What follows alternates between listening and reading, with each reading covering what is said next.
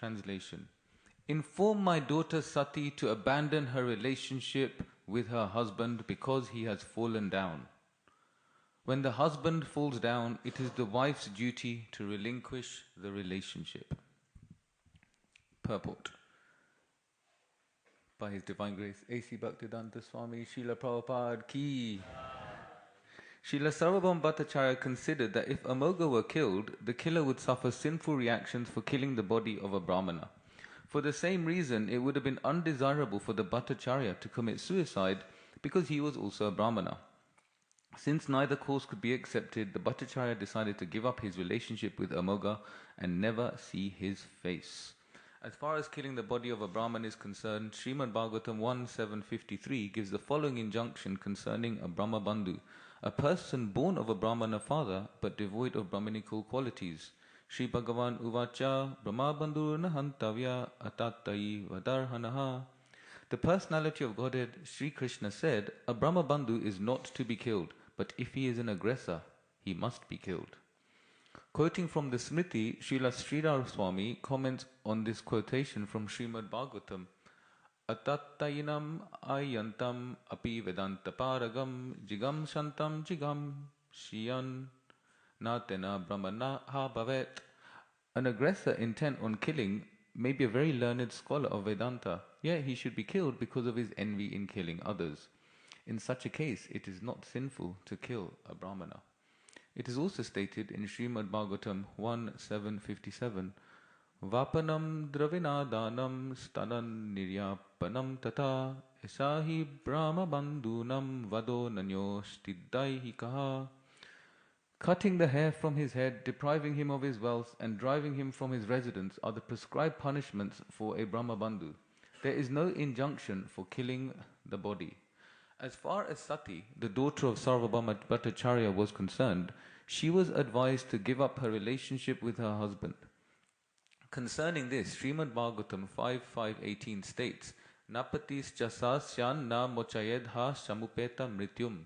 One cannot be a husband if he cannot liberate his dependents from inevitable death. If a person is not in Krishna consciousness and is bereft of spiritual power, he cannot protect his wife from the path of repeated birth and death. Consequently, such a person cannot be accepted as a husband. A wife should dedicate her life and everything to Krishna for further advancement in Krishna consciousness. If her husband abandons Krishna consciousness and she gives up her connection with him, she follows in the footsteps of the Dvija Patnis, the wives of the Brahmanas who are engaged in performing sacrifices. The wife is not to be condemned for cutting off such a relationship. In this regard, Sri Krishna assures the Dvija Patnis in Srimad Bhagavatam 10.23, 31-32, Patayo nabhyasu yeran pitrabratir sutadaya lokaschavo mayopeta deva apyanumanvate naprittaye nuragaya hyanga sango ninam iha tanmano mayunjana achiranmam avapsyata. My dear Dvija Patnis, rest assured that your husbands will not neglect you on your return, nor will your brothers, sons or fathers refuse to accept you. Because you are my pure devotees, not only your relatives, but also people in general, as well as the demigods, will be satisfied with you. Transcendental love for me does not depend upon bodily connection, but anyone whose mind is always absorbed in me will surely, very soon, come to me for my eternal association. Srila Prabhupada Ki Jai. Om Gyantimirandasya Gyananjana Shalakaya Chakshurun Militam Yena Tasmai Shri Gurave Namaha Shri Chaitanya Manobhishtam Stapitam Yena Bhutale Swayam Rupa Kadamayam Dadati Swapadantikam Vandeham Shri Guru Shri Yuta Padakamalam Shri Gurun Vaishnavamscha Shri Rupam Sagrajatam Sahagana Raghunatanvitam Tam Sajivam Sadvaitam Savadutam Parijana Sahitam Krishna Chaitanya Devam Shri Radha Krishna Padan Sahagana Lalita Shri Vishakanvitamscha He Krishna Karuna Sindhu Dina Bandhu Jagatpate Gopesha Gopika Kanta Radha Kanta Namostute Tapta Kanchana Gaurangi Radhe Vrindavaneshwari Vrishabhanu Sute Devi Pranamami Hari Priye Vanchakalpatarubhyascha Kripa Sindhubhya Evacha Patitanam Pavanebhyo Vaishnavebhyo Namo Namaha Shri Krishna Chaitanya Prabhu Nityananda Shri Advaita Gadadhar Srivas Adi Gaura Bhakta Vrinda Hare Krishna Krishna Krishna Hare Hare Hare Rama Rama Rama Hare Hare. So we just start by begging for the blessings from all the assembled Vaishnavas to bless me so that we can share something that can be of benefit to all of us and help us get closer and closer to this mercy that Lord Chaitanya is freely giving out to all of us. In this text, Sarvabhauma Bhattacharya is telling his daughter, or is telling his wife, let my daughter know she should give up this relationship with her husband because her husband is a blasphemer. So what happened earlier in the text is that Sarvabhauma Bhattacharya invited Lord Chaitanya to come for prasad, and when he invited Lord Chaitanya to come for prasad, because he was so excited that he's inviting the Lord to come and take prasad at his house, he cooked everything under the sun. Everything that was put, all the amazing foodstuffs, nice sweets, everything was being prepared for this visit of the Lord. And Lord Chaitanya visits the home of Sarvabhauma Bhattacharya and is honoring the prasadam that was cooked with so much love, so much attention, so much detail was paid in serving the Lord so wonderfully. So the Lord is being served prasadam to the heart's content of the server. Lord Chaitanya is reciprocating with the love that Sarvabhauma Bhattacharya is displaying and his wife is displaying, because they're just so happy to have the Lord at his home. And Lord Chaitanya is honoring prasadam, and then Amoga, who is the son-in-law of Sarvabhauma Bhattacharya, so his daughter is Sati and the husband of Sati is Amoga, he turns up, he's trying to get in. Sarvabhauma Bhattacharya didn't really want him to come because he knew kind of what kind of character he is. You know, like if you're inviting some important person, you try and tell maybe some dodgy characters in your family, like, you don't come right now, you come a bit later, you know. So he didn't want Amoga to come, but somehow when Sarvabhauma Bhattacharya got busy in serving, Amoga came in. Amoga comes in and he sees Lord Chaitanya eating all the prasadam, honoring all this prasadam, so much prasadam, and Lord Chaitanya, to reciprocate with his devotees, is honoring the prasadam out of love for his devotees. And Amoga sees this, and when he sees this, he's saying, "Oh my God, you're meant to be a sannyasi. How much are you eating? What's wrong with you?" And at that point, Sarvabhauma Bhattacharya, his heart just breaks, just shatters into pieces, because he's invited the Lord of his heart has been invited. And in his home, he has been offended. The Lord has been offended in his home. Sarvabhauma Bhattacharya was so upset. Amoga knew what he was doing. He knew that he's going to get everyone upset. He's going to make him angry. He's going to make his father-in-law angry. So Amoga just runs. He does a runner. And Sarvabhauma Bhattacharya goes and chases him with a stick. And at this time, Sarvabhauma Bhattacharya is cursing Amoga. His wife is also cursing about his wife is just beating herself and saying, let my daughter just become a widow. This Amoga is just useless, such a useless character. to blaspheme the Lord. And Lord Chaitanya, he doesn't pay much attention to it. He's kind of just, Sarvabhauma Bhattacharya comes back, he's just all, he's so angry at Amogha. And all these mixed emotions. So angry at Amogha, so sad that this has happened in his home, and feeling compassion for Lord Chaitanya, who's been blasphemed in this way. And sometimes when we are going through mixed emotions, we don't know which one to concentrate on. Like, am I angry? Am I sad? am I feeling sad for the other person? It all just feels a bit overwhelming. It all just feels like a bit too much, because there's multiple things happening at the same time. And it's important for us to recognize, okay, this is what's happening in my body. This is what's going on for me. I'm feeling sad. I'm also feeling angry. I'm also feeling nervous.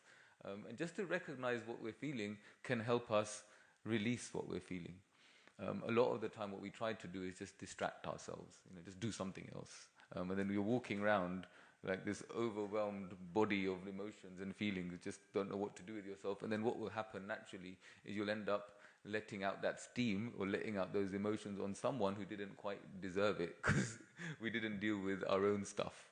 For Sarvabhauma Bhattacharya, he comes back, and luckily for him, he's got the Lord, the very compassionate, understanding, Supreme Personality of Godhead with him. And he's like, he's just laughing. Lord Chaitanya is just laughing. He's like, anyway, big deal. And what he said is right. I am eating quite a lot, actually. But you don't worry about it, Sarvabhauma Bhattacharya. You don't worry about it. And Sarvabhauma Bhattacharya it's like he's relieved that the Lord hasn't taken it that way, but at the same time he's still so sad that this has happened. And he really tries to reprieve the situation. He goes with Lord Chaitanya. He goes back to take him back home, and he comes back, and then this is when he's contemplating, and he's saying to his wife that this is just too much. And he's saying to his wife, look, let's just get our daughter to just give up this relationship. He's thinking I should just kill him. Actually, if I don't, then I'll kill him, and then I'll just kill myself. And that's when he's contemplating. Well, actually, we can't do that, because these are the bodies of Brahmanas. Amoghas actually come from a Brahmana family. We're in a Brahmana lineage, so we can't do that. So this is when he's suggesting, okay, maybe she should just give up that relationship. And this tendency to fault find is something we hear a lot of, isn't it? I mean, it's probably when you first came to the Hare Krishna movement, you probably walked in, you were told who Srila Prabhupada is, you were told who Radha Gokulananda is, Sitaram, Lakshman, Hanuman, Gaurnita, and then the first thing they probably, but don't offend a Vaishnava. It's just like, it's the first thing we're told. Don't upset the devotees, because it's ingrained in us. We just kind of, we know the dangers of it. And time again in the Shastra we hear about it. And sometimes we don't even know we're offending when we're offending, and sometimes we just get too caught up in, I don't want to cause offense, Prabhu, which just means I don't want to do the service, Prabhu. So sometimes we get a bit caught up in this Vaishnava aparad. But what we can think about here is Amogha, and what it says here is that the reasons he had this kind of urge to speak like this to Lord Chaitanya was because of Matsarya, his inherent envy. So he had this real envy for the Lord, and Dushita Buddhi, he had contaminated intelligence. So he's got external piety, he's from a learned Brahmana family, he's associated with the Lord, but his heart has not become purified. His heart isn't purified. Because his heart isn't purified, he's splurted out something quite ridiculous, actually. I mean, even if someone is eating a lot, and even if he's not the Supreme Personality of Godhead, but if they've come to your home and they're eating, you just, you might think something. We can't control our thoughts, but we won't say anything, but he just went for it. And this is like he had a false sense of this moral superiority, that I am also great. I am from a learned Brahmana family. I am also great. And maybe, this envy, maybe Amogha is thinking, well, they've never served me like this. I've married their daughter. I've never had this kind of prashadam. Shri Shri Radha Gokulananda Bhagwan Ki Jai, Sitaram Lakshman Hanuman Bhagwan Ki Jai, Gaurnita Bhagwan Ki Jai, Srila Prabhupada Ki Jai. So, this spiritual magnetism, this aura, this glow of Lord Chaitanya is very special.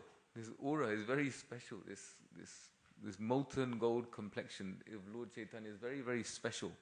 And Amoga is wondering, why is it that I'm not getting the same honor from my father-in-law that Lord Chaitanya is getting?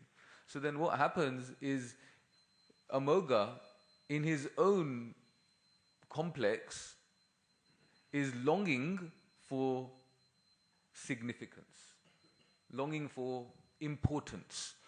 You, Sarvabhauma Bhattacharya, my dear father-in-law, you should make me feel significant. You should make me feel important. So he's projected his longing for significance and importance on Sarvabhauma Bhattacharya.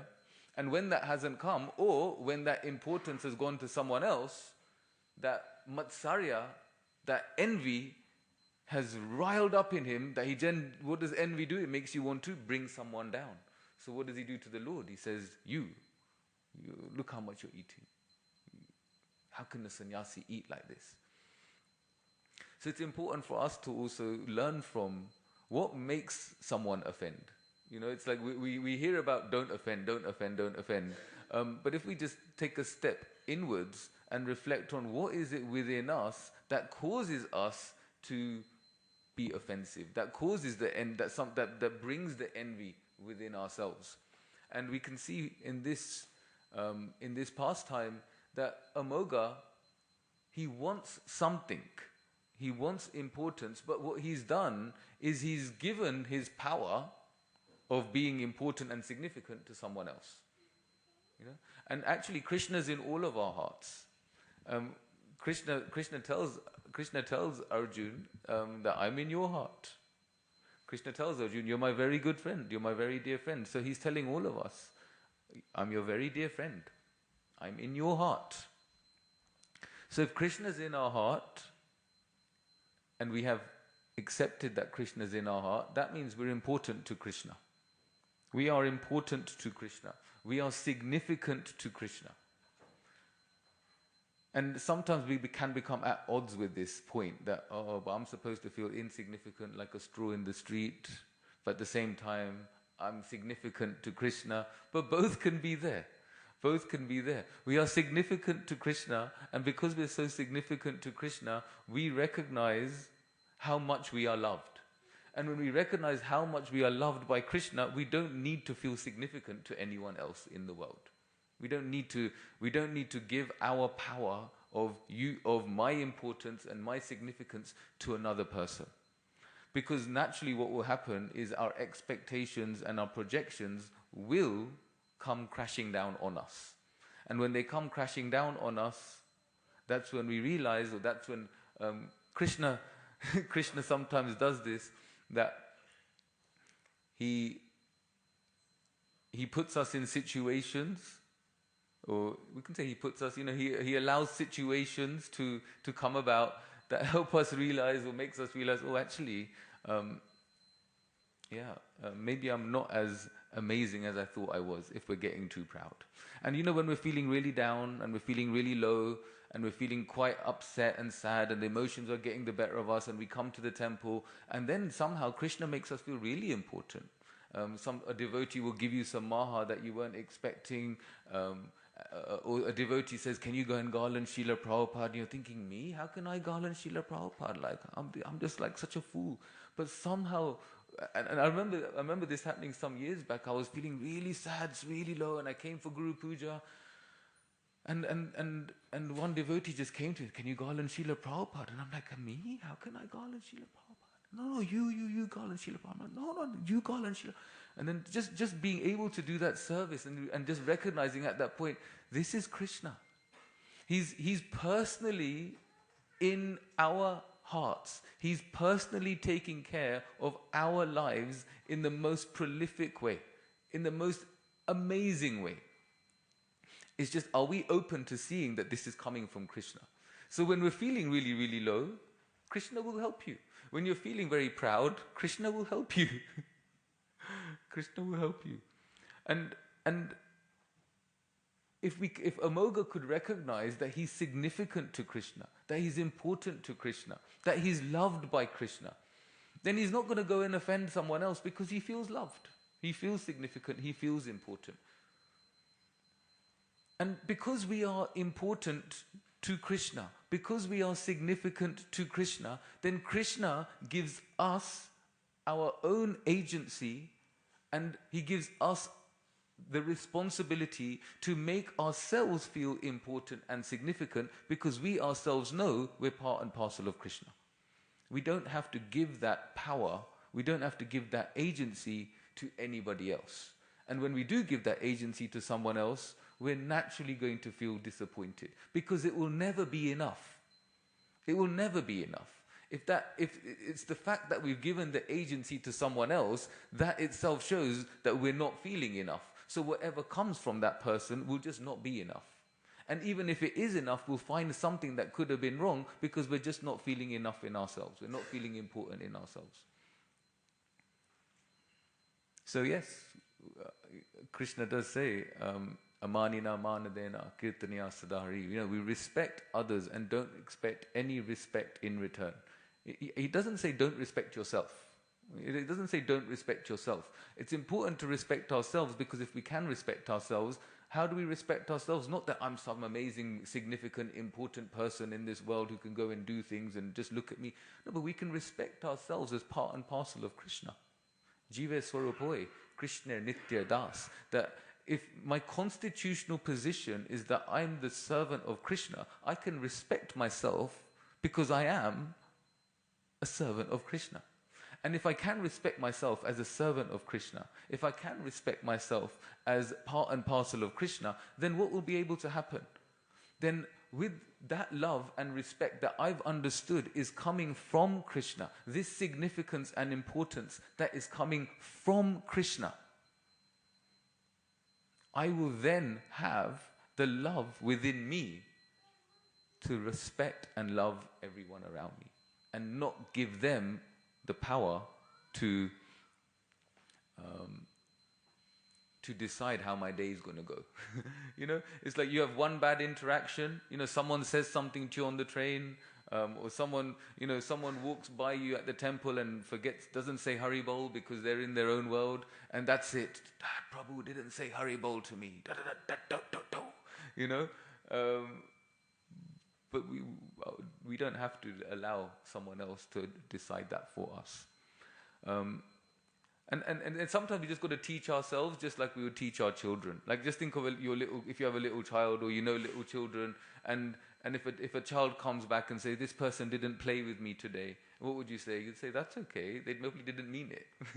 But when it happens to us, someone didn't say Hari Bol to me today. Whoa. Can we say to ourselves, that's okay, they probably didn't mean it. So I've got two young daughters, and these kind of things happen all the time, isn't it? And we have to teach them. It's okay, don't worry. But then when it's ourselves, we're like, how dare they? How dare they not realize how important and significant I am, that they didn't say Hari Bol to me. Amoga, he goes to the house of Sarvabhauma Bhattacharya, and he's thinking, how dare they? They cook all this for the sannyasi. I have married their daughter. They didn't do this for me. And in the purport, Lord Chaitanya, in the purport, Srila Prabhupada is describing how the wives of the Brahmanas, the Dvija Patnis, they also were just so immersed in their love for Krishna. And just like Amoga, maybe not as we should say direct as Amoga, but the Brahmanas, when the Gopas approached them, so the Gopas approached them, and why? Because they're in the forest. They've been walking all the way from Nandagram. They've got the cowherd boys and Krishna and Balaram. They've got their cows, and at some point it's really hot. It's a hot summer's day in Vrindavan, and they're saying to Krishna that this hunger is causing us distress. Esave badate kshunnas. This hunger is causing us a lot of distress, Krishna. And they say to Krishna, because they've got this loving relationship, that Krishna tachantim kartum artata, that this has to be sorted out by you. You should do something about it. Tachantim kartum artata. We're hungry, we're distressed because of hunger, you sort it out, mate. They can do that. When we do that, it's not out of a loving relationship. When we do that, we're like, how dare you, Krishna? I've been chanting Hare Krishna all these years and now I'm hungry. Or now this difficulty has come upon me. And then Krishna says to them, okay, you're hungry. Why don't you do this? You go. Prayata deva yajjanam. You go to the sacrificial arena. The Brahmanas are all there. And they are doing this Angirasa Yagya. They're doing this sacrifice to go to heaven. You go there and you ask them for some food. They'll give it to you. And Krishna knew that they're not going to give it. But we know, don't we, that sometimes Krishna sets us up in some super embarrassing situations, doesn't he? Just like, oh my God, seriously, Krishna, I thought this was going to work out.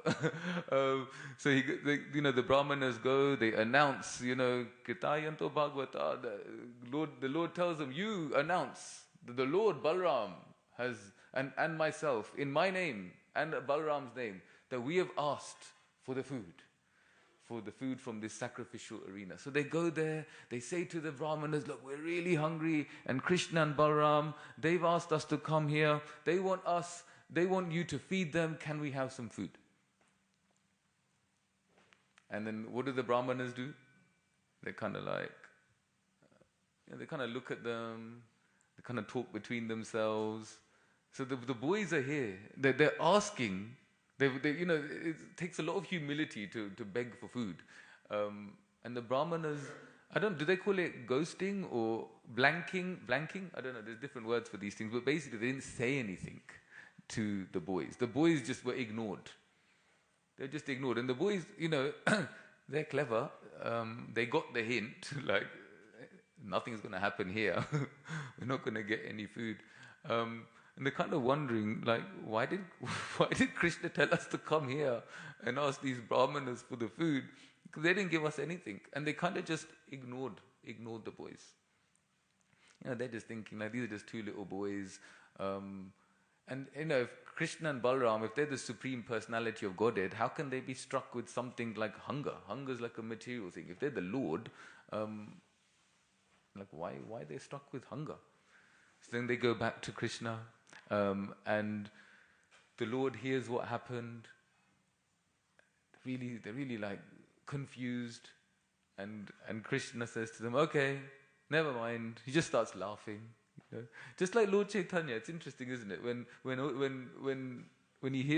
Lord Chaitanya heard that offense by Amoga, he just started laughing. When Krishna hears that the Brahmanas didn't give them any food, he just started laughing. If we are also full in ourselves and feeling loved and feeling significant and feeling important, when we are offended or when someone doesn't want to do something for us, you just notice it. You can kind of laugh at it. Okay, and that's their thing. That's not my thing. That's not because there's something wrong with me. Sometimes we just start punishing ourselves. Oh my God, I must be such a bad person. I must be such a horrendous soul. We just start giving ourselves this immense punishment. But Lord Krishna just laughs. He doesn't think, oh my God, maybe I haven't been a good God. Maybe I didn't play the flute properly today. He didn't think like that. He just starts laughing. Lord Chaitanya, he just starts laughing when Amoga offends him and tells him he's eating too much. He's just like, yeah, anyway. And then you could just recognize, okay, that's their thing. That's their thing. And we can kind of just laugh at it. We can notice it, but without having to take it so personally. we can see that spiritual life as we go through our anarthas and we're trying to practice anartha nivritti, that spiritual life is a journey of trying to soften the heart, but also trying to thicken the skin. We've got to have a thick skin and a soft heart, and it's an interesting balance. Sometimes when we're so sensitive and soft, when we have this soft heart, it also comes with a lot of sensitivity. Or when we've got really thick skin, it comes with a very hard heart. And we're trying to find that balance. How can we have a very soft heart and thick skin? And being full in the love of Krishna, in that significance that Krishna gives us, in the importance that Krishna gives us, then it's like, okay, big deal. Okay, they're laughing at me. They said something about me. Do I genuinely believe that what they said about me is true? No, I don't genuinely believe that what they said about me is true. Okay, then let them think what they want. It's okay. Krishna knows me. Krishna knows me. And this is something that we can always remind ourselves. Krishna knows me. Krishna knows my heart. So Krishna knew the Brahmana's heart. He knew that they were doing a sacrifice to go to heaven. So they were doing something for a material benefit. So then he just says, okay, if you don't want to, if you're still hungry and you don't mind, why don't you go now to the Patni Shala? Go to the wives of the Brahmanas. Go to them. Because the wives of the Brahmanas, these wives, they hardly even eat, they hardly drink anything, they are just totally immersed in their love for me. They're totally immersed in their love for me. So you go to them. And when you go to them, you tell them that I'm here, you tell them that Balaram is here, you tell them we're hungry, and just see what happens. They will give you all their food. They will give you as much food as you desire. So you go there. Snigdha Mayushita Diya. They've got this snigdha. They've got this affection for me. And their intelligence just resides in me. They will not say no to you. So then off they go. Krishna says jump, they jump. How high, Krishna? So it's okay, they went once, the Brahmanas said no, they come back, Krishna says, okay, don't worry about that. Now go to the wives of the Brahmanas, now see what happens. So then they walk back, they're going back, they go to the Patni Shala, they go and see the wives of the Brahmanas, and they say to the wives of the Brahmanas that, hey, we're here, we've come, we're with Krishna, we're with Balaram. And then as soon as they say that they're with Krishna and they're with Balaram, actually even when they see the cowherd boys, when they see them, they see their garlands, and they see that the way they're dressed in their dhotis and the garlands and the peacock feathers and the dust from grazing the cows, they just immediately already thinking about Krishna. And then when they hear that Krishna and Balaram are just round the corner, they are in ecstasy. They are just in ecstasy. And so they're in total ecstasy. And then the boys are thinking, uh-oh, same again. They're not saying anything. But it was a different kind of not saying anything. When the Brahmanas didn't say anything, is they were trying to how do I get out of this? Without, how do I blank these kids? But the wives of the Brahmanas, they were just, wow, Krishna and Balaram are here. Krishna and Balaram are giving us some personal service. Wow. And they were just, whoa, in ecstasy. And the boys are just kind of waiting to see, okay, what's going to happen next? Are we going to make that long journey back? But the wives were so happy, and they immediately started preparing all the foodstuffs, and all the prasadam that was meant to go for the yagya. Everything they were taking it all. The boys were taking it all, and the boys didn't, they didn't hold back. They're like, we'll take this one, that one, this one, that one, everything. So they'd all start carrying it in their hands, their knees, their heads, their shoulders. They just, as much as they just take everything, and they're all walking out. And the Brahmanas see their wives, they see these boys, and they see them all walking along, and they're all going back, and the Brahmanas thinking, what are you doing? What are you doing?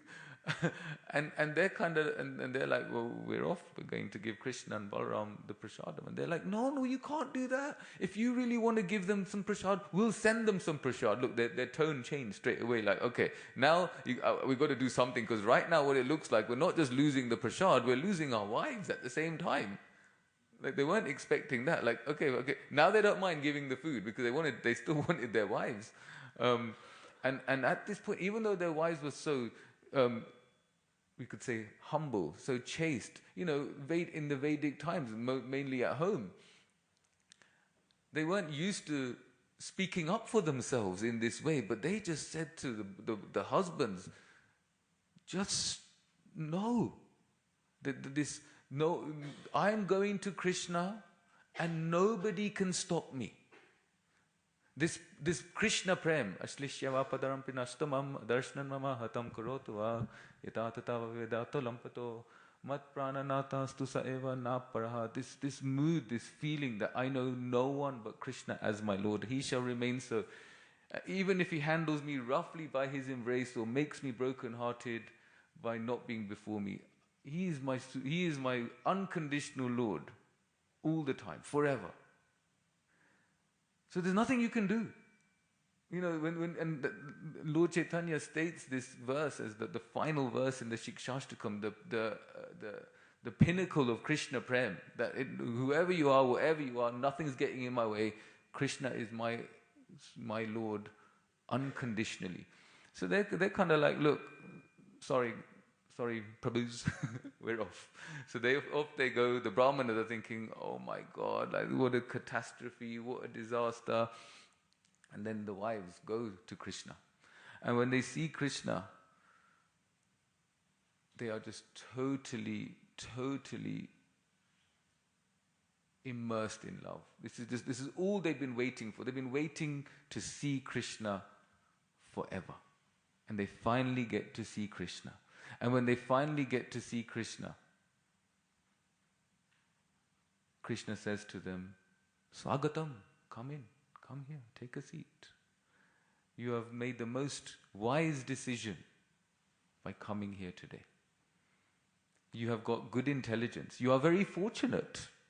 So Krishna is telling them how fortunate they are, that they made this decision to give everything up and just come to him. And Krishna spends some time with them. He sits in the middle of the lady, in the middle. He talks to them. And after some time, and the ladies, they just by looking at Krishna, just by having his darshan, they close their eyes and they're just embracing Krishna. And they're embracing Krishna, their eyes are closed. They don't even want to open their eyes because they're thinking that he'll come out of our eyes. This spiritual ecstasy that we cannot understand. And when they finally open their eyes and Krishna's still there, and then Krishna tells them what they really didn't want to hear.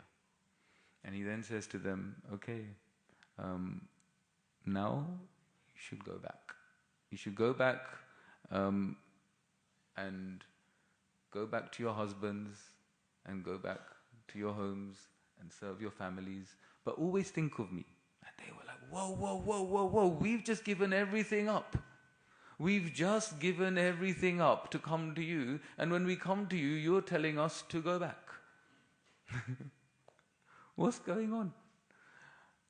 And this is the thing in our spiritual lives, that sometimes we make some decisions, and we make that decision fully because this is what we want to do for Krishna. And we've Guru, Sadhu, Shastra, we've checked everything out. We've done all the right things. We've done it with a good heart. We've done it with the mood of surrender. We've done it because we want to love Krishna. And it doesn't quite work out the way we think it should work out, or we had planned for it to work out. And Krishna makes us do something totally different. Or Krishna closes some doors that you just thought had just opened. Just like the wives of the Brahmanas, they just thought this door is now open. We're going to Krishna. So they go to see Krishna, and Krishna's like, thank you very much, you did the right thing. I love you, you love me, but you got to go back. And they're just like, no. And sometimes when some doors shut in our lives, we're thinking, no, no, no, no, no, no, no. What am I going to do now?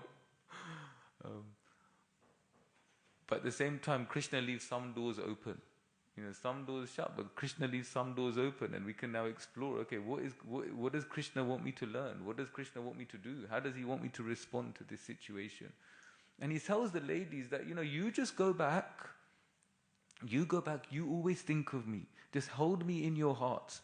And this separation, while thinking of me and longing for me in separation, this is where you will always find me, and I will always be there. I'll always be there in that separation while you think of me. So this can be applied to all of us. And we know it's applied to all of us because he even says the same thing to Arjun. Man manabhav mad bhakto. That, always think of me, become my devotee. So he's given the same instruction to Arjun. And so therefore he is always present when we are thinking of him. When we are remembering him.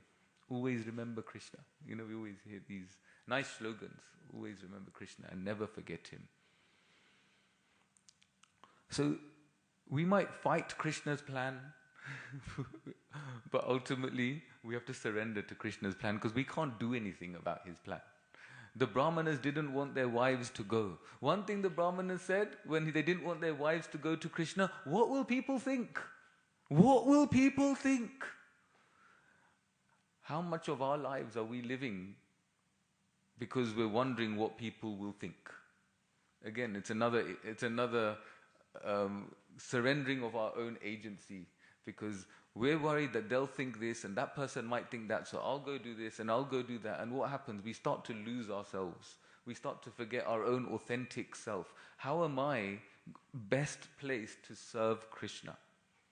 How am I best placed to serve Krishna? What's my connection with Krishna? What people think is up to them.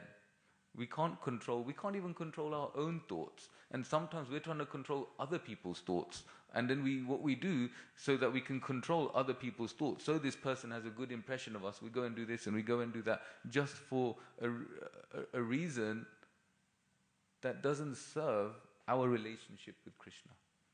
And the Brahmanas are thinking, what will people think? But when they go back, so the ladies are thinking, okay, when we go back, everyone is going to reject us. Because we rejected them to come to you, Krishna, and now you want us to go back. And what does Krishna say? When you go back, the demigods, your husbands, your family, they will all be totally changed.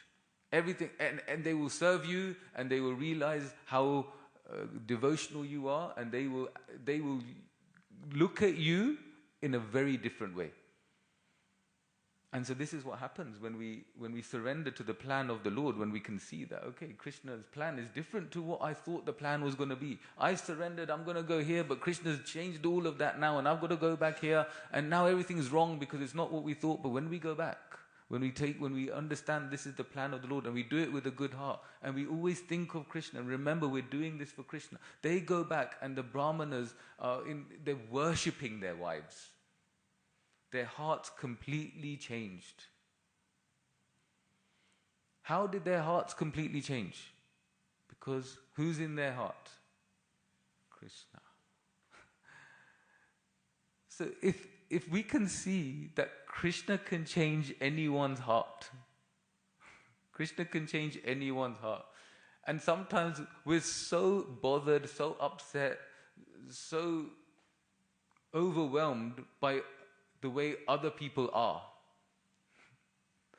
But we know that actually Krishna can change their heart at any moment.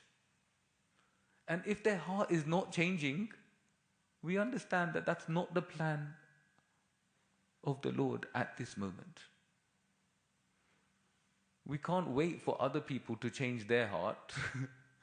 We can only deal with our own heart. We can only connect our heart to Krishna. We can't worry about other people not changing their heart. When will this happen? When will they understand that I need to have this position or this, whatever it is, or this service or whatever it is? So when they go back, the Brahmanas, they're totally immersed in their wives. They're totally seeing this amazing devotion in their wives, and seeing this devotion in their wives. They have a wonderful relationship.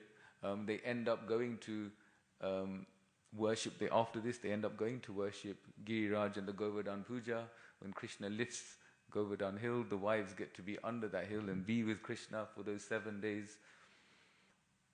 And this way, when Krishna changed their heart to the Brahmanas, everything worked out beautifully for them.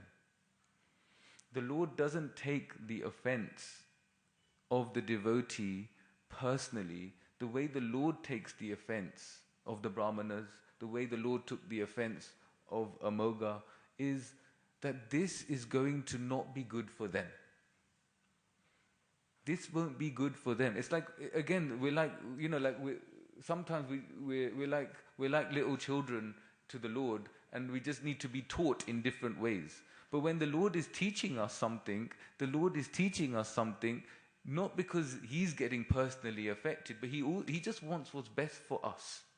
So, for example, if the child says something to the parent that is rude, the parent may not take it so seriously because to the parent, this is just my kid. So if the child says something like, "You're stupid," now the parent might not take it seriously because the child's learnt this word at school, or this child's learnt this word somewhere, and this child is now using this word with me. The parent might not think much of it, and the parent loves the child so much, it's not a big deal. But what the parent will do is the parent will correct the child because they don't want the child to go and say that to others. You can't call other people stupid. Don't call other adults stupid. Don't call other children stupid. So the parent will have to teach the child. So somehow the Lord teaches us these lessons. So what happened to Amoga? What happened to Amoga is soon after he got sick. He got this cholera. And in that sickness, what happened? He became humble. He realized that his offense was not good for him. And the Lord, what did the Lord do? He came to Amoga. He massaged Amoga and forgave Amoga. And Amoga, then his heart completely changed. So the Lord may teach us some lessons through the school of, what's it called? The school of hard knocks. If we can't learn joyfully and happily when the Lord gives us joyful and happy lessons, and when we become complacent, sometimes He might have to teach us in a difficult way. But His motive is just so that we learn and that we grow. He's not here to get us. So, just to conclude, we can just share that when we are offensive, like we see Amoga or we see the Brahmanas, when we are being offensive, when we are being rude or in a blasphemous nature, maybe there's something within me that isn't full, that isn't feeling loved, that not feeling significant, not feeling important. And when we can just think about the wives of the Brahmanas and how much love they had for Krishna, how much they just knew Krishna loved them. And when we have this full heart, full of Krishna's love, then these lower qualities, this matsarya, this envy won't come out. This offensive nature won't come out. I remember once I spoke to one devotee and I was telling this devotee that, this has happened.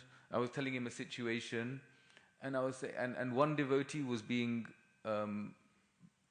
criticized by someone else. And I shared my heart, and it's quite embarrassing to say it, but now that I'm in the middle of it, I'll just say it. I said to my devotee friend, I said to him, he's being criticized, but there's a part of me that actually feels happy about that. And I was quite embarrassed to say, I'm actually very embarrassed to say it now. But I said, I was quite happy. There's something in me that was a bit happy that he did get criticized because, And he said to me, my devotee friend, one of my Shiksha gurus, one of my mentors, he said to me, Kanchanabja, he said, you need to find fullness in your own relationship with Krishna. And I was just thinking, wow, that's exactly what I needed to hear. I need to feel full and immersed and connected with Krishna myself. And if I'm feeling full and connected in my relationship with Krishna, all of these negative qualities, they won't be there. We'll be able to transcend them the right way by becoming aware of them and then being able to transcend them. We can't transcend without becoming aware. That's like a spiritual bypass, But if we become aware of it, okay, this is in me. This is something that's in me. Okay, I can feel it in me. I'm understanding that this envy is in my heart. I can feel it in my body. I can feel it in my nerves. Okay, how can I release it? I've accepted this is in me. Okay, how can I now take my conditioned self to Krishna and find some connection with him? So we'll end here. Thank you so much for your kind attention. Would anyone like to share any thoughts? Yes, Prabhuji. Hare Krishna. Do we have a mic? Anyway, maybe you can, maybe not. Maybe you can. Okay, I can repeat the question. Okay. Thank you very much for enlightening us. I'm interested in the point made in the verse that you should give up a relationship with other person if the relationship has fallen. And on the other hand, we know we shouldn't just give up relationships willy-nilly, easily.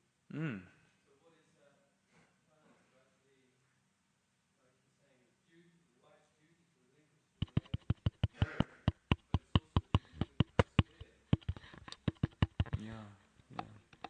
Thank you, Prabhu. So yeah, there's a duty to persevere with relationships, and at the same time here in the verse it's saying that it was the wife's duty to relinquish the relationship. But what's really interesting is that when the when the wives of the Brahmanas were ready to relinquish the relationship, Krishna made them go back and persevere. So these kind of decisions shouldn't be taken lightly, because even sometimes, even when we may think that it's the right thing to do right now to relinquish the relationship, Krishna has other ideas, Krishna has other plans. So that's why it's important to have Guru, Sadhu and Shastra. So we take guidance from those around us that is it so bad that actually I need to relinquish the relationship?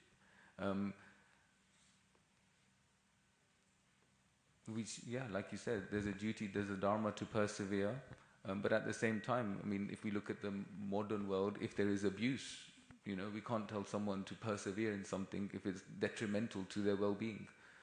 So that's why these decisions aren't taken as a light thing. These decisions are taken with the guidance of those around us, following the Shastra, following the Guru, and also we can see what's best for us. Srila Prabhupada always told us to be independently thoughtful.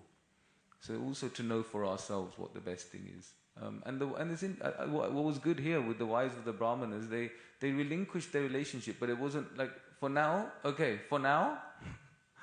we're going. And then they took some break. And then after some time, they went back. So maybe sometimes it's just a break that might be needed. But in this way, I think it's a very individual, and every situation's individual. And in that way we can take the right guidance, look within ourselves, follow what's best for us, and take the next steps, ultimately so that we can be emotionally and mentally well enough so that we can connect with Krishna best. I think that's really important. There's just some thoughts. If anyone else has any idea. Maharaj, just hear from the expert on these I'll things. just share one quick reflection. Yeah, please. I really like the point that you were making about how Krishna will help us if we're proud, but conversely, Krishna will also help us if we're struggling, if we're feeling low. I was just reflecting on how that help can very often that will come in the form of our guides, in the form of our guru. I was thinking about my earlier Krishna consciousness myself when I joined the ashram very young. I hadn't really formed my sense of self, you know. And Krishna comes in the form of Guru, and for me, my Guru believed in me when I didn't believe in myself, and you know, it really helped me to like feel valued and develop that in myself. Conversely, a little later on, when I came a bit closer and was serving my Guru, he used to take every opportunity to grind me down into a fine powder. And I was just like, what's going on? Like, why are you doing this? You know, it's like, you know, I just get absolutely roasted, you know, so often. And I didn't really understand why. And it wasn't until sometime later he was giving one class, and he said it's a duty of the spiritual master to see the nature of the disciple's false ego and to somehow or other try to remove it. Wow. Wow. Amazing. Thank you. Hare It's the Krishna. nature, was it it's the duty of the Guru to See see the nature of the false ego of the disciple and to remove somehow or other to it. try to Somehow or the other remove it. So that's the sadhu, he cuts. Yeah. It's the operation, Yeah. you know. Amazing. I'm still in surgery We 30 will- years later. It's interesting, isn't it? Sometimes you're with the Guru and you're thinking, okay, you know, like he's giving me some personal service, I'm doing some and you're with him and it's great, and then you're doing and then there's another time you're with him and then he just like he's not giving you any attention. He's not even looking at you. You're like, hey, what about me? Remember me? But they know that the Guru knows that actually, yeah, this false ego needs cutting. He thinks he's proud because he's around me. Yeah. Thank you so much for sharing. Hare Krishna. Thank you for a Jai wonderful Shri Chet- class. Oh yes, Deepak Prabhu. Go on.